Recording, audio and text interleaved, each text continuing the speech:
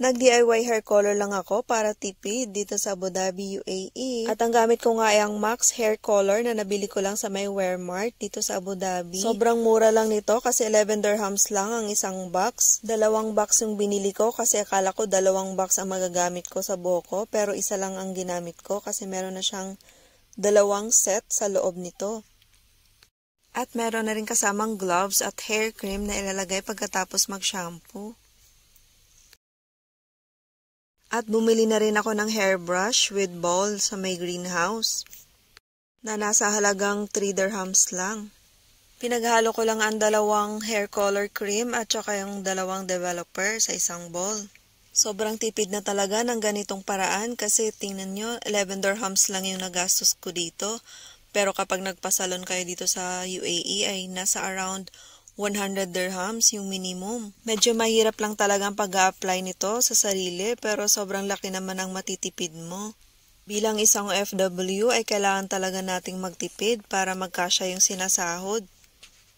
Hindi naman din masama kung paminsan-minsan ay titreat mo din ang sarili mo like pwede ka naman magpasalon.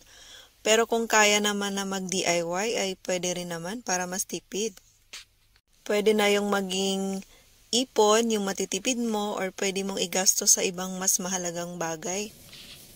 Ilang buwan na rin yung huling kulay ko at ang kulay nga nito dati ay red at kinulayan ko naman siya ngayon ng dark blonde. Kaya hindi ko alam yung magiging kalabasan ng color niya. Sana maging success. Nagsuot nga lang pala ako dyan ng lumang t-shirt kasi okay lang yan. Kahit makulayan ay isusuot ko pa rin naman yan.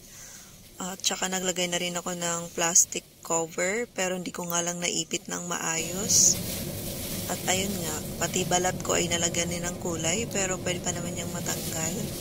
Gumamit lang ako dyan ng wipes at saka lotion. Ayun, at natanggal ko rin sa balat ko yung cream. At after ko nga ma-apply lahat ng hair color sa buhok ko ay tinakpan ko siya for around 30 minutes and then shinampo ko at conditioner at yung hair cream na kasama sa box. At ayun na, tapos ng ating hair color DIY. Kung umabot ka sa part ng video na ito, sana naman mag-comment ka kung taga saan ka para alam ko naman kung saan umabot ang video na to.